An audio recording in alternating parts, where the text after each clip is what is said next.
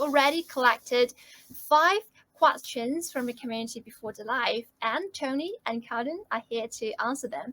Each of the winners will be rewarded with 200 in KND. If your questions were not selected, no worries. You can still ask them later during our live Q&A section. So not now, later during the live Q&A section. So Tony and Calvin will select 5 of their favorite questions, and every chosen winner will take home 200 in KND. So prepare questions now. Okay, so let's see whose questions were selected. Okay, I see a familiar face. Congrats to Arrow7788. The question is, with volumes on DEXes being considerably lower than those on centralized exchanges, do you believe that people tend to choose convenience over trust? What do you think will turn the table? All right. Yeah, I will pick this one. Right now, most of the people do obviously pick convenience over trust and security, which is, as to me, quite dangerous trend. However, these increasing hacks and the regulatory landscape, regulatory pressure, we do see that a lot of players moving into DeFi space. And other important factor is infrastructure perspective, because centralized exchanges and centralized solutions usually run on heavily centralized infrastructure, which poses a risk to the users because it's a single point of failure. It can be hacked and it can go down, etc. At least in a DeFi, infrastructure is pretty decentralized. There are P2P networks, such as in AtomicDEX, for example. So there's no single point of failure because you cannot put down a single node, and networks still operate, like, for example, Bitcoin, AtomicDEX. Yeah, thank you. Thanks so much. So, Kaden, do you have anything to add? If no, we can move. Absolutely.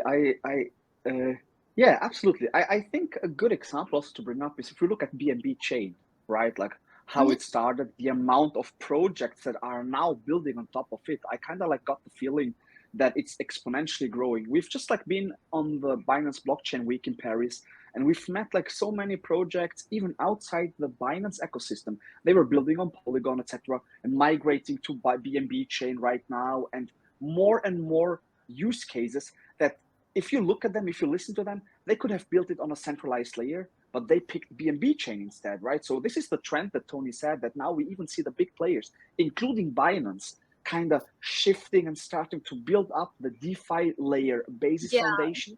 So to us, it's kind of like a trend. Okay, this is all shifting towards like DeFi sooner than later. It's going to take time. And in the beginning, obviously, it's going to be like hybrid environments. They're going to go coexist. But in the long term, I think this will turn the table, right? Like Arrow asked, and we believe this is it literally, right? This is going to change and cause this like huge paradigm shift. Yeah, that definitely. So with BSC, Binance Smart Chain, being renamed to BNB Chain, and also Binance is branding also to become a Web3 company, and also with Facebook's rename and restructure. I mean, moving from a Web2 company to a Web3 company, and they're launching their new and very own metaverse project. So yeah, I definitely think that Web3 and also decentralization is the trend of the future. Thank you so much. And also, here comes the second question. Wow, you again. Congrats to show Chen 9. So the question is, what's Komodo product and what problems does it save? What's the tech stack on which the product is built? How does your product level compare to competitors on various features?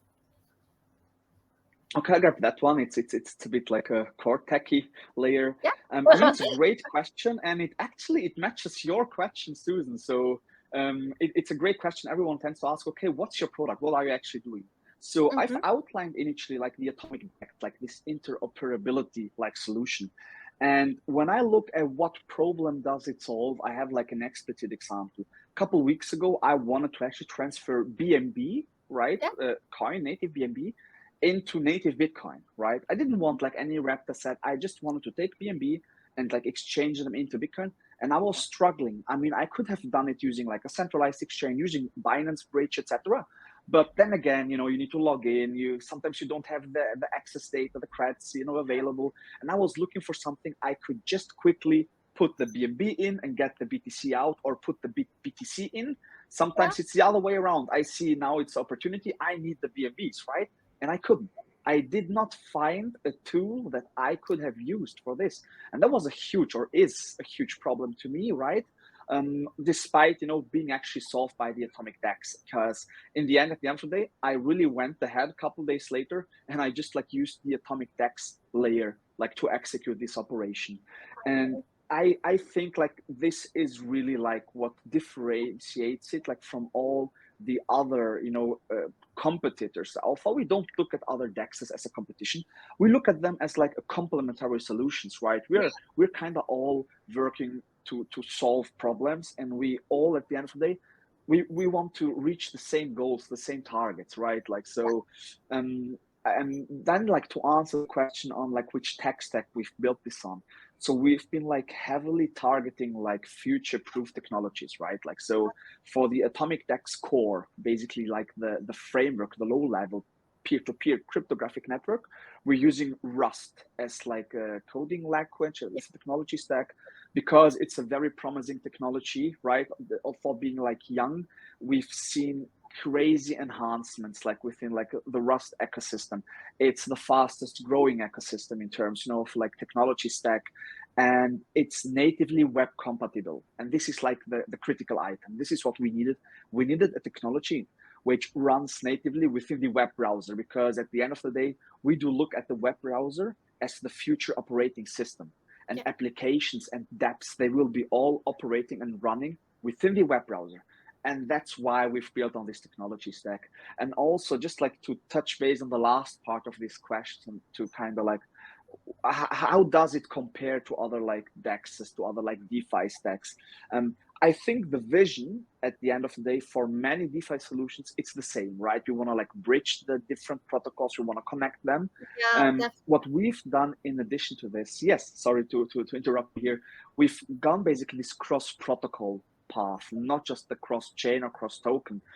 You know, maybe like various like swap solutions, right? There's a lot of like DeFi DEXs which all end with the word swap or with the word finance. They kind of all focus on the parental chain they're built on, right? So if it's like Ethereum, you'll be able to swap and exchange all the tokens within the Ethereum space.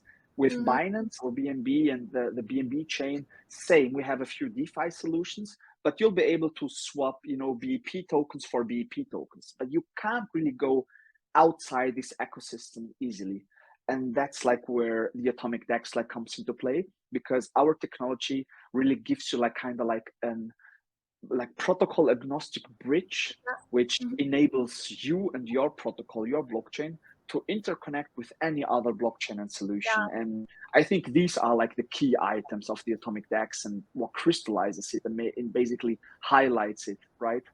Yeah, cool. Really unique and also innovative product to offer.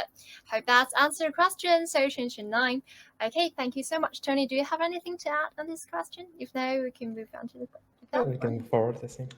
Okay, thank you. And the third question is, congrats to Bull Zero. Can I mine KMD without being a Komodo not renode? All right, I think I will pick this one.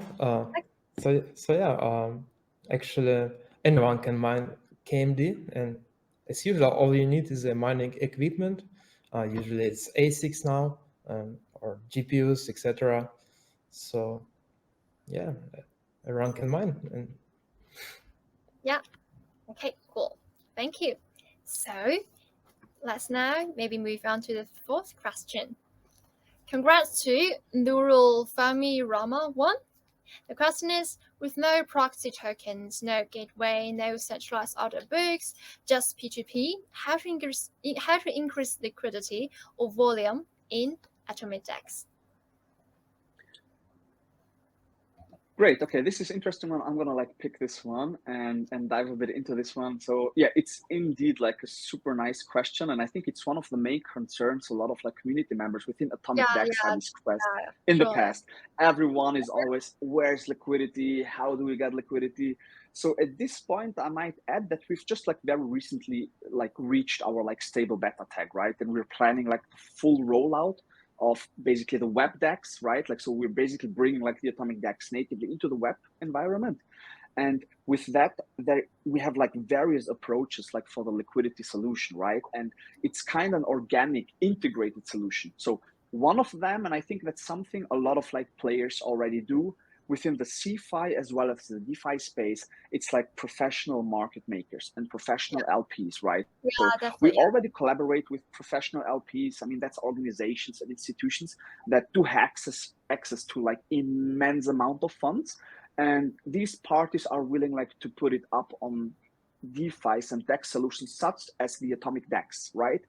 And what these parties do, they basically use like the first player benefit, right? So they join like ultra early as soon as we basically give them green light. So with most cases, and that we're looking at like a handful of LPs, professional LPs, who waiting for our like green light. So we right now, just like if users asking themselves why you're not giving them the green light, it's we do wait for an independent and third party security assessment. So me coming like from the security area and having looked at so many like hacks and exploits and viruses, malware, we do want like an external party to give this a full vetting and to actually certify the technology. So my goal is really to get the AtomicDEX certified to a level where it could technically run on top of like medical hardware within like hospitals or even in aviation technologies, right? Like this is how secure we want to get it. So part one is getting these professional LPs and market makers, etc. They will start like competing with each other. So they'll push margins down, etc. That will drive the force. But second item is, and that's I think the more interesting part, is that every participant within the AtomicDEX network is himself a potential liquidity provider, right? Yeah, So if yeah, I'm a user and I want to exchange a specific coin for another like specific coin or token, I bring my order up and that's add up into a unified liquidity pool, liquidity. right? Yeah, definitely. Yeah. Exactly. For now, we're kind of like limiting it a bit. So we have like a warning out. We tell users to not put up too much of liquidity. We're very much like unlike all the other AMM protocols out there, right? Like a lot of them say, oh, put in billions. We Yeah, want yeah, more money, put it in. Yeah, and then yeah. suddenly rug pull, exploit, and money gone. Poof. We Yeah. don't want to go this path. And I think we've made this super clear to the community, to the media landscape that we're focusing on the technology first. When we're like comfortable, when external parties and professional hackers tell us, yes, now you can be comfortable, that's where we ourselves might actually run LP service ourselves, right? To drive things up, to put up liquidity upfront, to kickstart it. Because Yeah. that's like how it goes, right? And we're super, super certain that this is gonna like work out super well with the technology reaching this final milestone towards the end of this year. Yeah, thank you so much for your answer. It seems that you really put security on the top of your priority, and this really makes us confident. Increase of confidence of the protocol, given the recent hacks and exploits, things like that. So yeah, having such a strong tech and security team is a really good thing to have. Okay, thanks for your answer, Colin. And here comes the last question. Congrats to Yash079. So the question is, I read something about shibaDEX a few months ago. Can you explain how it will benefit AtomicDEX and the Komodo community? Sure, absolutely. I mean, I'll grab that one if you guys don't mind, although I have the previous one. But Sure. with Sure. shibaDEX, I'd say so. shibaDEX does utilize the AtomicDEX core technology, but it's its own product, right? So it's an own independent product, independent from like Komodo, from AtomicDEX. It's same with a handful other white label DEX solutions. So any project out there, any blockchain technology provider can actually go ahead and take over the AtomicDEX source code and just change a matter of like configuration to have it rebranded with your colors, your logo, your item, your links, whatever, even your coins. And you'll literally be able to launch a multi-kind wallet with a fully featured DEX seat within it. So a lot of people might think, but why are you doing this? Don't you want all users to be AtomicDEX native Komodo users? Why do you let them like other parties utilize this stack and basically take your users away? Well, Yeah. we don't look at it like that, because although yes, these parties might actually attract users that won't sign up for AtomicDEX, etc., at the end of the day, the AtomicDEX does use one unified liquidity pool. So Yeah. no matter who builds on top of the AtomicDEX, right? So if even Binance or a Binance project decides, oh, we're gonna actually like play with this, and some devs might do like a hobby project, like a Binance DEX, a fan project, right? And utilize the AtomicDEX, it will still utilize one unified liquidity pool, one network. So whoever downloads shibaDEX or any other DEX that's based on AtomicDEX will in fact increase the bandwidth of the AtomicDEX network, participate in the unified liquidity pool, and at the end of the day, we're still united. We're still within the same network, although the wallet looks a bit differently. You know what I mean? So, and this is what will benefit AtomicDEX, definitely. Yeah. Thank you. Thanks so much for the answer, and hope that answered your question, Yash079. Okay, thank you so much. And this is the end of the second part, which is the social media Q&A section.